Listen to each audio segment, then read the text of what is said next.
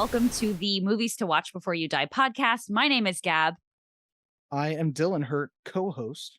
And we are here to discuss a movie that was put on a list of movies to watch before you die, agreed upon by no one. This is a movie that I thought was a movie to watch before you die. I put it on the list. Dylan had never seen it. It was in truth payback for Dylan making me watch Clerks, which I did not enjoy. I purposefully chose a movie that he would not enjoy, and I'm excited to hear how it unfolded. So this week we watched the one and only, the 2003 hit, the Lizzie McGuire movie.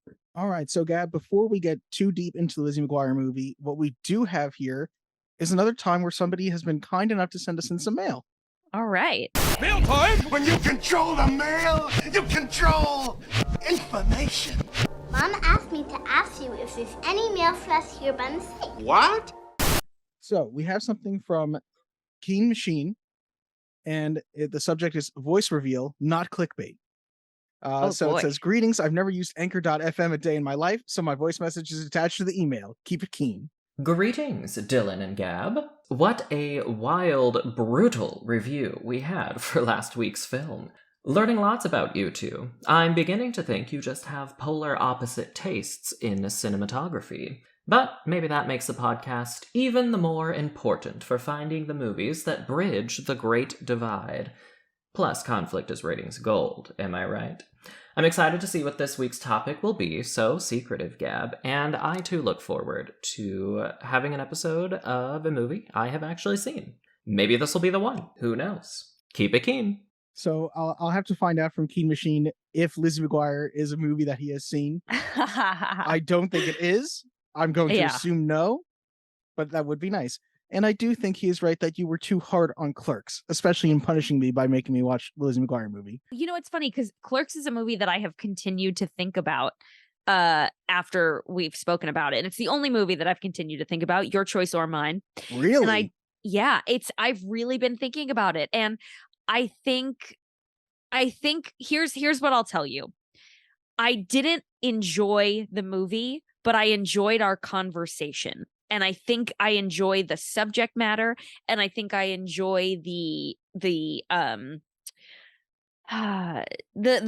conversation that it prompted us to have about growing up and, you know, friendships and stuff like that. But I just don't think I enjoyed the art itself.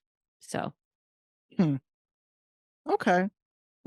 Well, you're entitled to your opinion, and as Keen has pointed out, we may have polar opposite opinions, but we'll agree someday. We will. Probably not on the Lizzie McGuire movie, but we'll agree someday. All right, so let's get back to our previously scheduled show, and we'll do the or the staticky noise now. I'm not going to do it. I'm going to do it. It's going to sound like yourself. That. Can't help yourself. I can't. I like to make noises. I aspired to be Michael Winslow, the Police Academy guy, when I was a child. I actually knew that. All right. So let's get back to that.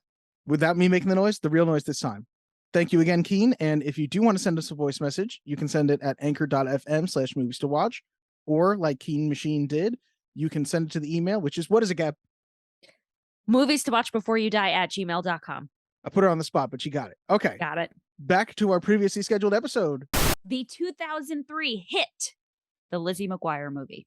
And I was surprised to find out it was a hit. It actually did, a $17 million budget, made $55 million. So it made back its money. It did. Listen, as an 11-year-old in 2003, I can tell you that it was everything and more to me. And even in my late 20s, even up until today, which is in full transparency when I watched this movie, it held a very special place in my heart. It was a wonderful TV show franchise. It launched Hilary Duff, who I think we're all grateful for in one capacity or another, into stardom. It was just another show that Disney did right. And before we really get into how you felt about it, which is why we're here, I'm gonna explain my feelings on it. So, as I said, huge Lizzie McGuire fan as a teenage girl. Really in love with Hilary Duff. I think she's one of the only teenage starlets that didn't crash and burn. Via the Lindsay Lohan, Amanda Bynes route. I think it is a great do you hear me stalling? Because I don't wanna get to what I'm about to say, which is that I watched this movie and realized it was hot garbage. Yeah, you could say it. And I realized it was hot garbage. And here's the thing, I wouldn't hold this movie to the same standard that I would hold really any other movie because you do have to think about the categories, right? Like, this movie isn't gonna hold up against The Godfather, which neither one of us have ever seen. I've seen The Godfather. Oh, okay. I have not seen The Excuse Godfather me. Part 2. Oh, okay. Well, excuse me for that terrible mishap that I just bestowed upon you. Did you see this in theaters? I don't remember. I don't remember. And honestly, I didn't remember much about the movie because it had such nostalgia for me until I rewatched it. And the funny thing was, and we're going to get into what it's about. The funny thing was, as I got to the end, I thought to myself, even as an 11-year-old, I remember thinking this wasn't great. Like, this wasn't a great movie. Um, so let's get into it. The Lizzie McGuire movie is the sort of like period at the end of a very great sentence by Disney. It is the end of the Lizzie McGuire franchise. I think they made episodes of the TV show for about a year afterwards, but it was sort of like her graduation from middle school, which is shocking because it looks like a high school graduation based on Yeah, how I old was they very all are. surprised that they said it was middle school. I was like, oh, I think when you're a kid, you just like they seem older, so you're just thinking they're older. But Right. sorry, continue. No, no, no, not at all. I actually looked it up to see how old Hilary Duff was when they filmed it, and she was 16, playing a 13 or 14-year-old. So Okay. she wasn't really playing too much younger, but they all did look relatively old considering. I would have believed it just Um, as easily if they said it was a high school graduation. yeah, Yeah. exactly. So I guess for their graduation, they were able to choose between going to like some water slide world or going to Rome, and only 15 of them chose to go to Rome. So there's 15 teenagers, one chaperone, the wonderful Alex Bornstein. Is that her name? Borstein. Borstein. I always add that N in there. Alex Borstein, who now stars on Marvelous Mrs. Maisel. And she's been on Family Guy forever. Yep, yep. Who is she on Family Guy? She's Lois. Shut up. Yeah.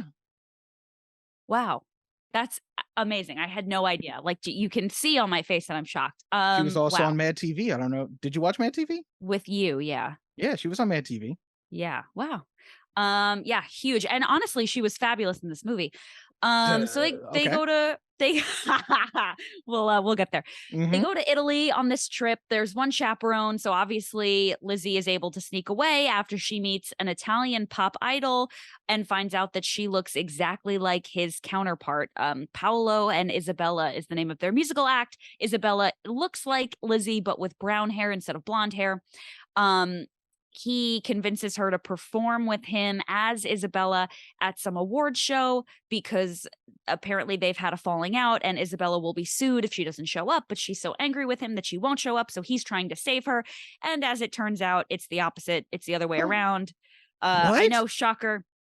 Paolo is the one who's in trouble and he's the one who can't sing, blah, blah, blah, whatever. The details are not really relevant here. So I will say this.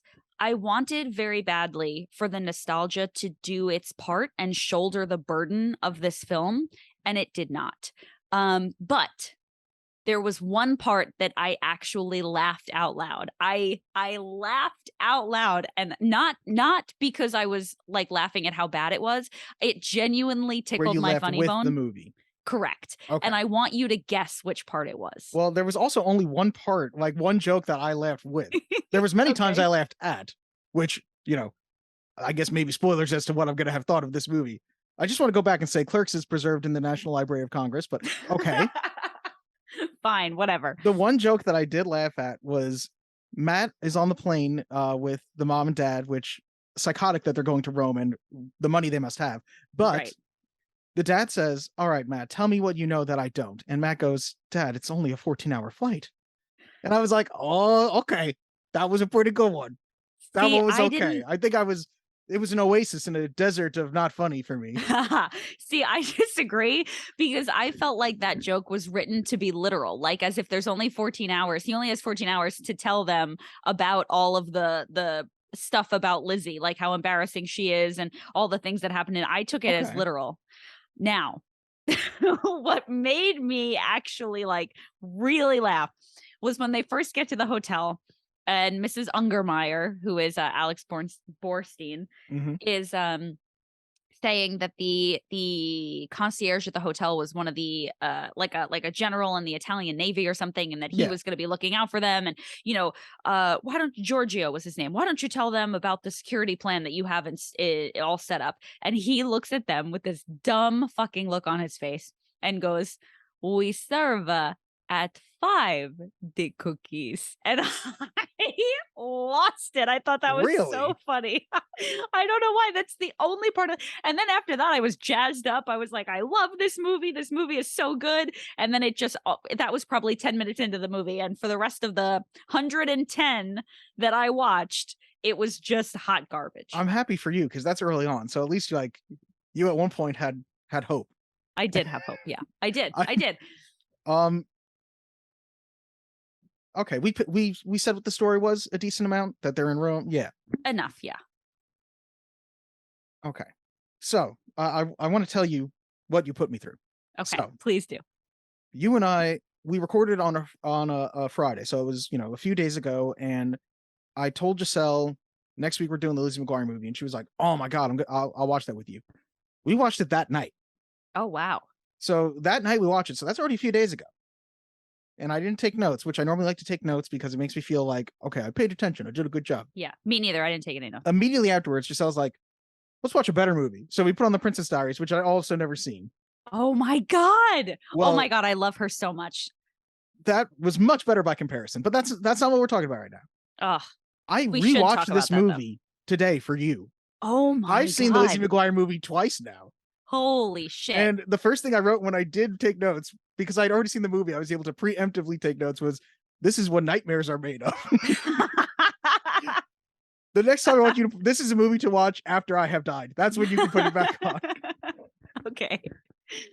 I do wonder if you haven't seen the Lizzie McGuire show, which again, fortunately you and I were both children at the time, this was right in the That's So Raven, Kim Possible wheelhouse of Disney's, heyday. Era. Yeah.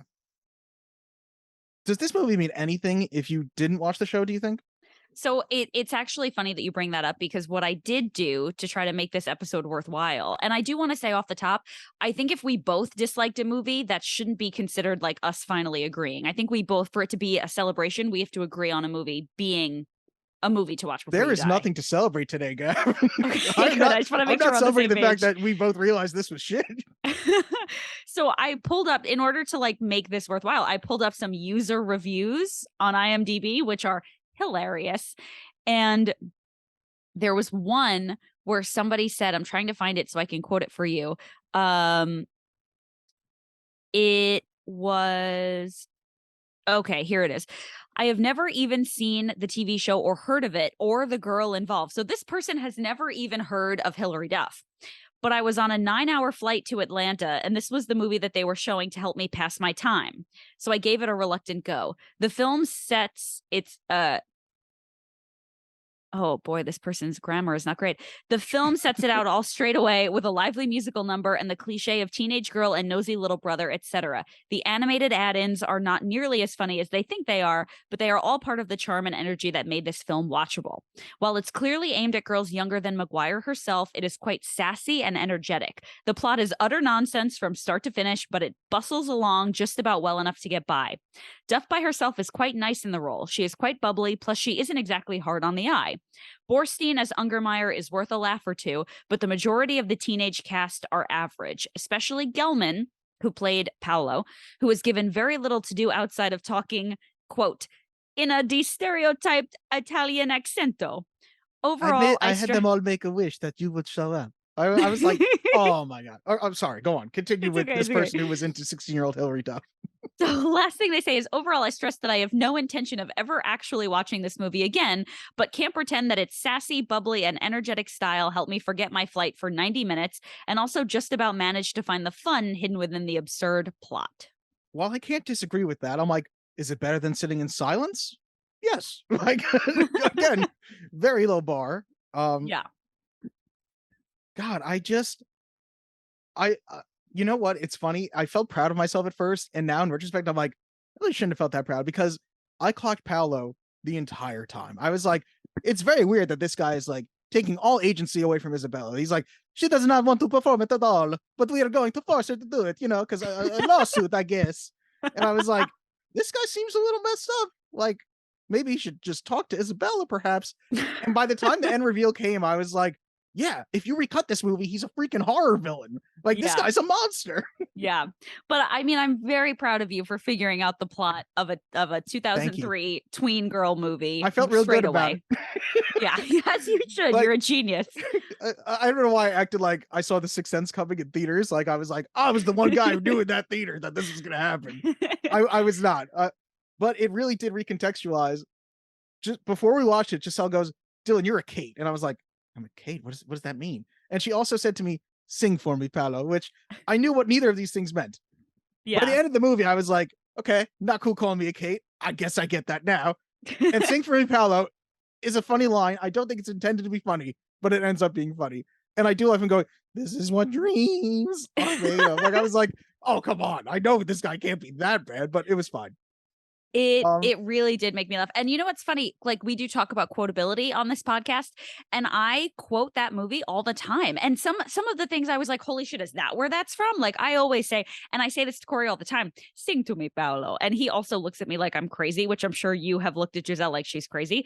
I feel like I might have heard it once or twice before and like thought nothing of it because, there's always references you have just from growing up that it's like, it just happens, Yeah, right.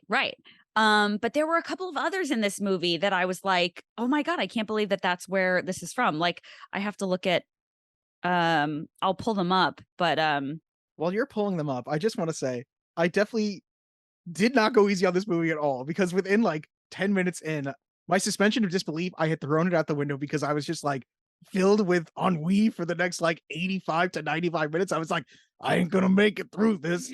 And I was just like, Alex Borstein, it's so funny that you were like, she's hilarious in this movie. I was like, Alex Borstein is trying hard, and every line is clearly meant to be a joke, but none of them are funny. Like, every God. Alex Borstein line is just a punchline, and I'm like, it's not doing it. It's not doing it. God bless her. She keeps trying. It's not doing it. She did her best. Yeah, I feel like that character was just so one note, but I think like, it also like I have so many thoughts on this. It didn't make any sense because she just like, for someone who's so tough, it was so easy to pull the wool over her eyes. She like didn't even follow up when Gordo was like, oh, it was me that was sneaking out. She was just like, okay. Oh, student I've been watching the entire time and calling a brown noser. Okay. Yeah. The one who's been up my asshole from start to finish. Yeah. You're the one that was sneaking out. Anyone who's been on an overnight school or camp trip of any kind, they do the classic thing where they put a piece of tape on your door. And that makes sure that there's no way that you somehow that is the age old thing. Like, you can't get past it. It is impossible. It truly is. Also, I mean, I've been on school trips with that, right? Like, they put a piece of tape on the door and you're done. They also usually make sure to have more than one teacher for an entire class of children. Traveling internationally. And then she sends Gordo to the airport by himself. And of course, he just walks away. So that child could have just been lost in Europe by himself. Yeah. Yep. And he instead goes with the pop star. Now let's discuss this. I thought it was striking how much better Hilary Duff's acting was as Isabella than as Lizzie. Oh, Gab, I could not agree less. No. The accent aside, her fake Italian accent was terrible. But just like her I don't know. It was like her commitment, her expressive eyes. Like, she was just so much better as that character. It felt like I was watching a kid's television show the whole time, which is what it's a movie for a children's show. But her acting never rose above that level to me. And it was funny because we watched The Princess Diaries right afterwards. I was like, wow, look at Anne Hathaway, a talented actress. Nothing personal to Hilary Duff. I'm sure she could have done more. Like, this, this isn't a role that asks a lot of her, and this isn't a project that asks a lot of her. But to be fair, this is also clearly a Disney vehicle made for her. Because she is singing in this movie, and I had to look around the TV show because that is never a thing in the show, that she is a singer or anything like that. Yeah, no. So clearly this is just Hilary Duff had music coming out, and they were like, the Disney machine was like, we grind on, let's push this. Yes. And I felt it. Yeah. Yeah. And you know what's really funny? I remember listening to that song, her sing like the faster sped up version of What Dreams Are Made Of. And you can so clearly hear portions where it's no longer Hilary Duff. Like they don't even try to hide it. And I actually laughed out loud again at the end when she's performing and there's this shot of her from like it's a shot from From below. behind her? Uh-huh, and you see Of the the like Colosseum? Italian night sky, right? And Uh-huh. it's clearly some dude in a wig. Like, I'm like, they went like, I believe they actually filmed in Italy for this. They did. Why don't they show me more Italy? Like, Yeah, it was not even it was like the worst green screen with a clearly a man in a blonde wig doing like the shoulder shimmy from the back. and it's the limitations of the time, but also every time there's two Hilary Duffs on screen, I was never like, seamless movie, you got me here. Yeah, And right, like again, The Parent Trap was better than that. I'm sure the children who are watching this movie who watched the show at the time were never thinking about it. But like there's a shot of the two of them holding hands, and it clearly just cuts away to two hands being held together. And I'm Yes. like, okay. And like it's just clearly Hilary Duff and Gordo filming one shot, then Hilary Duff filming another shot, and clearly blatant green screen behind them, and like long pauses while they wait for other Hilary Duff to talk. And I was like, God, you guys, you got to do like another take of this at least. Like, try and Yeah. tighten that up. It's wild. Have you ever seen the TV show Orphan Black? I have not. Isn't I know Tatiana Maslany plays like 5 characters though, right? Yeah, and it honestly, first of all, you should watch it. It's amazing. But that's not what we're here. That's not why we're here. But they do like watching her be in a scene with 4 other versions of her. It's like you watch this and you're like, really, Hilary Duff? You can't do 2 of them. And the thing I will tell you is, I think Hilary Duff, like I said, I think Hilary Duff really kept it together. She went from teenage idol to like, you know, in her late 20s, like never really got in trouble into like now motherhood, whatever. But tried to start watching How I Met Your Father, which is on Hulu. It's Hilary Duff starring in like the kind of, I guess, similar vein as How I Met Your Mother, but from the woman's perspective, Yeah. 2 different storylines. She's terrible in that too. Oh, okay. I also watched the TV show Younger for a long time. That was like my go-to treadmill TV show. And she's bad in that. She's just like always the same, not really good. She does this weird acting thing where she goes before she talks, no matter what. Well, and I feel like that's fine on, on the TV show that she was on. It makes total sense to have pithy reactions to that, to bully girls and stuff like that. I don't, she was a child actress.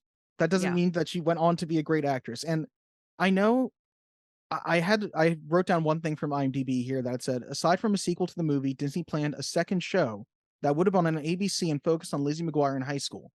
But just a month after the film was released, negotiations fell through, and as confirmed by Hilary's mother, Susan Duff, Disney thought that they'd be able to bully us into accepting whatever offer they wanted to make, and they couldn't. We walked away from a sequel. They walked away from a franchise. So first, I'm like, very bold statement, Susan Duff. I'm sure Yeah. Disney weeps about leaving the Lizzie McGuire franchise behind. But weren't they talking about doing a fully adult version of this for Hulu too, like a year ago or Yeah. something? Yeah, so I remember when it was all coming out, I was really excited. Again, I hadn't watched this movie in a long time. I was very excited, and I think what happened was Disney got involved and said, even though this is Hulu, like it's going to air on Hulu, it's too risque for It those sounds like they wanted to characters. do more of a Girl Meets World thing rather than like adult Lizzie McGuire. Yeah, yeah, because it was going to be like Lizzie in her 20s. Yeah. Um, Um, you know, there's just so many things that stand out as bafflingly like why? Like what let's was do it. Paolo's plan if he didn't run into a clone of Isabella? Right. He was going to Sure. somehow screw her over. Why do they have choreography for just Lizzie McGuire performing at the IMVAs, the world-renowned IMVAs? When it was supposed to be her and Paolo doing it, and then they clearly just like, these dancers are ready to go with just Lizzie. I was like, okay. Yeah. Somebody said that on IMDb also. That's in one of the reviews. Also, like, I mean, I think you brought this up before, like, Matt, the brother, goes to the parents and goes, I miss my sister. And they just go to Italy. She's only gone for 2 weeks. She'd only been gone for 3 days, I think they said at that point. Yeah. How much dough do they have? Because they should be living in a nicer house then. Yeah.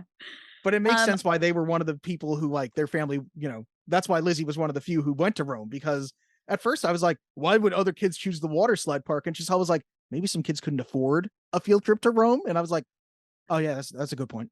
Yeah, I was true. like, Yeah. okay, that's probably pretty expensive. Yeah. She's got a point. Before we go any further, how did Giselle feel after rewatching the Lizzie McGuire movie? You know, there was a moment, the first time you see Isabella and she talks with her Italian accent, Giselle audibly gasped and put her hand over her mouth.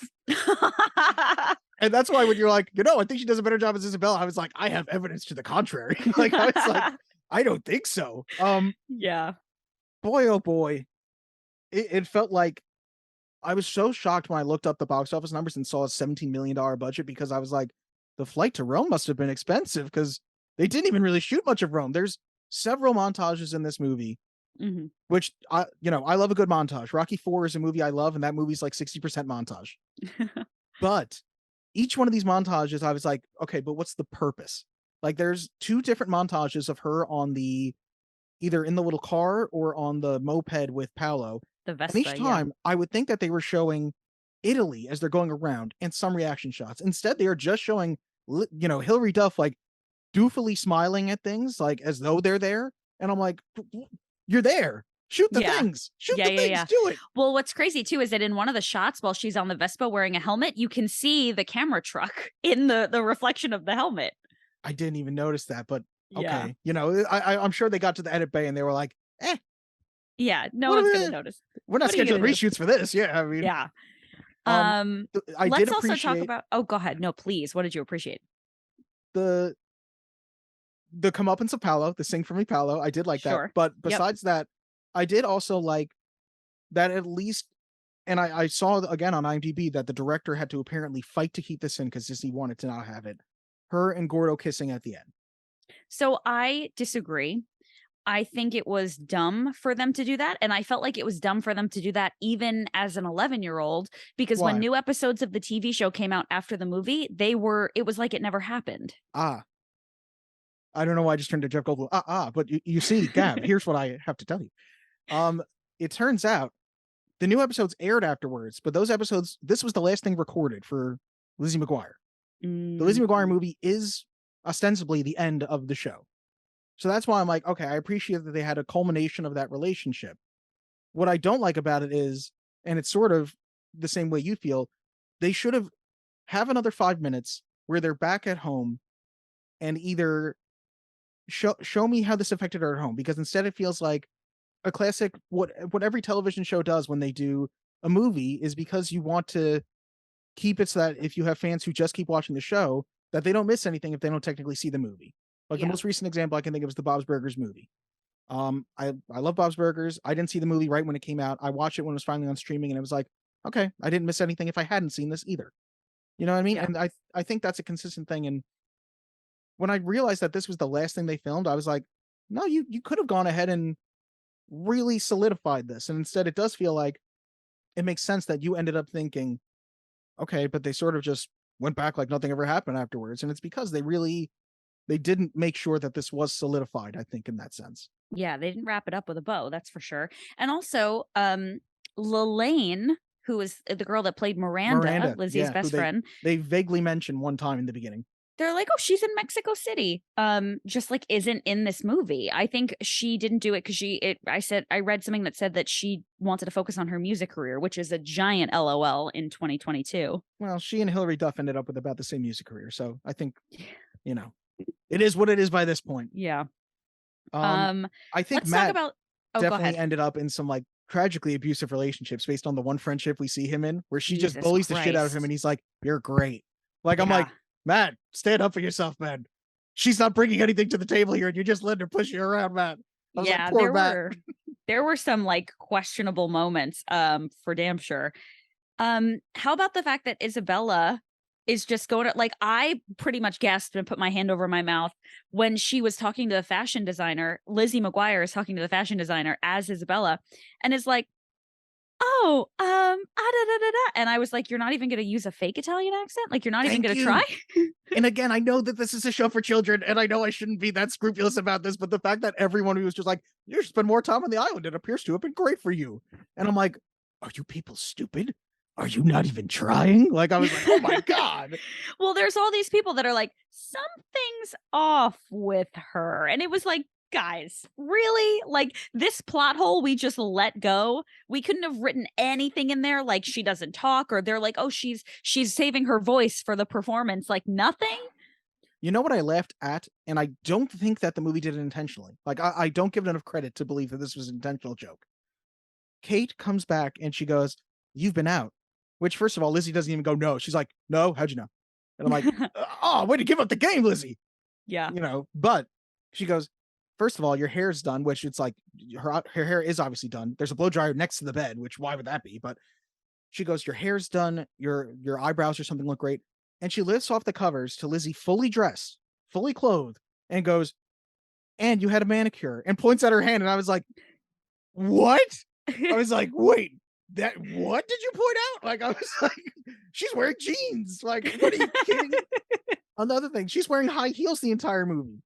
Oh my God. There's even a scene. I thought of this. They're running in the Italian gardens and she's running. And I'm like, homegirl was wearing thick wedges before this. So there's no way she's running. And then I noticed they on the like in the shot, you can't see their feet. And I'm like, yeah, Yeah, because she okay. couldn't do that. How many eighth graders, and Hillary Duff was 16 to be fair, but how many eighth graders do you know that wore heels every day? Yeah. Yeah. Out of Also, control. why is it a thing that in fluttering romances, like in a new romance, which first of all, again, poor Gordo sitting right there. Poor Gordo Yeah. just being cucked ridiculously. But why is it a fluttering romance thing that it's like, we have to run now? Like running shows that we're in love. Yeah. Yeah. I don't know. I The have no emotions were idea. so powerful that they couldn't be contained in a walk. It was That's what it is. also so weird to see. And like, I don't know. I don't want to sound creepy like last episode when I talked about necrophilia. I don't want to have a repeat of that. But About your there pro was necrophilias. yeah, that Okay, I'm very pro necrophilia. good. There Good. was a lot of like weird like I was like, listen, I know these are meant to be children and I know this is a children's movie, but like the romantic culmination of the Lizzie and Paolo relationship was him holding her hand. And I was like, she's about to go into high school. They're not even gonna like kiss. There's no like this just it felt so weird that there was like no sexual tension. I don't know. Gab's Like I like, was I just want the like director's cut where she gives him his first hand job. Like it I wasn't gonna just happen, needed Gab. more. They I fought. was The like, director fought to get a kiss to the characters who have known each other the entire series. She was not gonna hook yeah. up with new Italian guy. I guess it just felt so weird. And then it felt weird that he wasn't like pursuant of her in that way. And I was like, because he was clearly being like kind of creepy Well, I just think he about doesn't his have like any intentions. actual romantic interest in her. I think he is just using her as a tools to his vicious, malevolent ends. Dylan, have you ever met a man? That's Like fair. He they was don't like, have to he be was like, I can be interested in you. malicious and also want the hand job from the Lizzie McGuire. Yeah, like it doesn't matter. All right, we don't have much time left. Listen, I'm gonna say this. This was a revenge choice that I thought I would enjoy, and it backfired tremendously. I now am no longer interested in even having like a girls' night where I rewatch some Lizzie McGuire television episodes. It was a really firm reminder that Hillary Duff ain't shit. It was a reminder that this movie was bad. The music was bad. I didn't like it when I was a kid. I remember thinking the ending was dumb, and it further solidified that for me. So I didn't I'll even think let about you the wrap it music. up. Why is every song a cover? Every song except Every for song is a there's cover. a Dean Martin song at the beginning, but every other song was a cover, and they're all Oh, significantly worse. I will share this fact with you. At the end, when Hillary's voice clearly changes to somebody else's, Mhm. for like I guess notes she couldn't hit, I read a fact that it's actually the woman who sings the theme song to the Lizzie McGuire movie. I'm sorry, the Lizzie McGuire TV show, Yes. which if you watch is or listen to that song is someone who doesn't sound a goddamn thing like Hillary Duff. And Yeah. also the voice of Isabella was voiced by Hillary's sister Haley. Haley Duff, famously in Yeah. Napoleon Dynamite. Exactly. Yep. Anyway, so you've got less than a minute here. Let us know what your final thoughts are.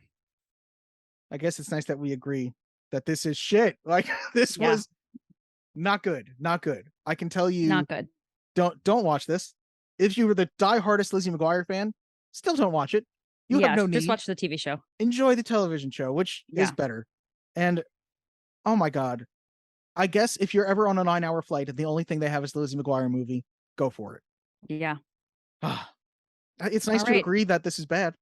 It's nice to agree. Hopefully, we'll agree soon on a positive note. But yeah, so if you're a huge fan of the Lizzie McGuire movie, let us know. Shoot us an email at movies-to-watch-before-you-die@gmail.com, and also any movie recommendations that you have for us. Thank you guys so much for listening. We'll be back next week. I'm Gab. I'm Dylan. Bye, everybody. Bye. This is what dreams are made of. Sing to me, Paolo. This is what dreams